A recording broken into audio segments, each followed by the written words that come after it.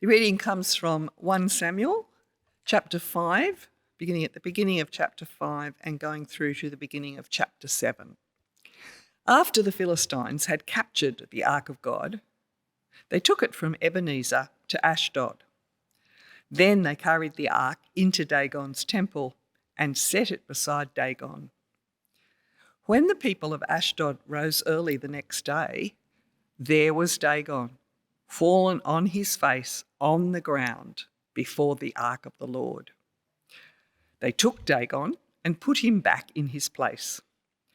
But the following morning, when they rose, there was Dagon, fallen on his face on the ground before the ark of the Lord. His head and hands had been broken off and were lying on the threshold. Only his body remained. That is why to this day, neither the priests of Dagon nor any others who enter Dagon's temple at Ashdod step on the threshold. The Lord's hand was heavy on the people of Ashdod and its vicinity.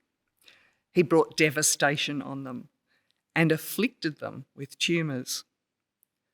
When the people of Ashdod saw what was happening, they said, "The ark of the God of Israel must not stay here with us, because his hand is heavy on us and on Dagon our God."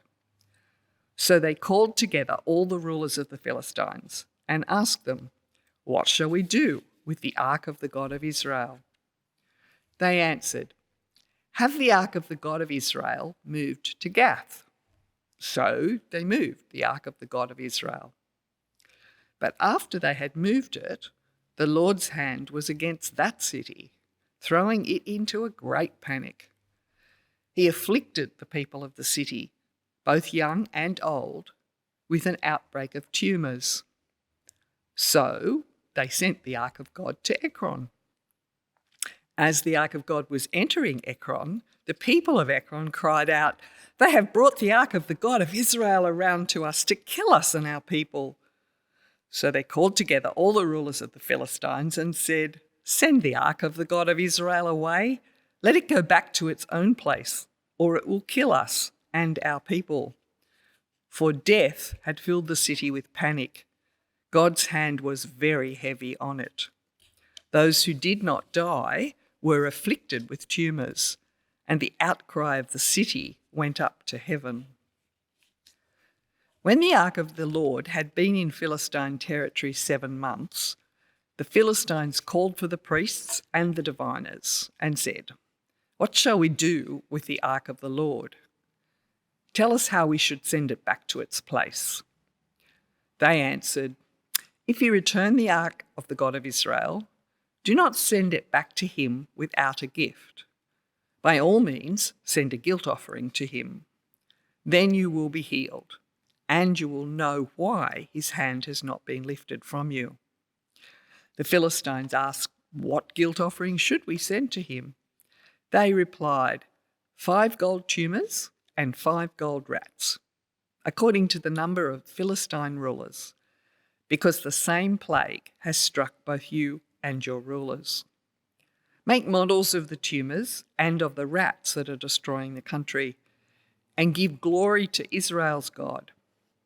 Perhaps he will lift his hand from you and your gods and your land. Why do you harden your hearts as the Egyptians and Pharaoh did? When Israel's God dealt harshly with them, did they not send the Israelites out so that they could go on their way? Now then, get a new cart ready with 2 cows that have calved and have never been yoked. Hitch the cows to the cart, take their calves away and pen them up. Take the ark of the Lord and put it on the cart, and in a chest beside it, put the gold objects you are sending back to him as a guilt offering. Send it on its way, but keep watching it. If it goes up to its own territory, toward Beth Shemesh, then the Lord has brought this great disaster on us.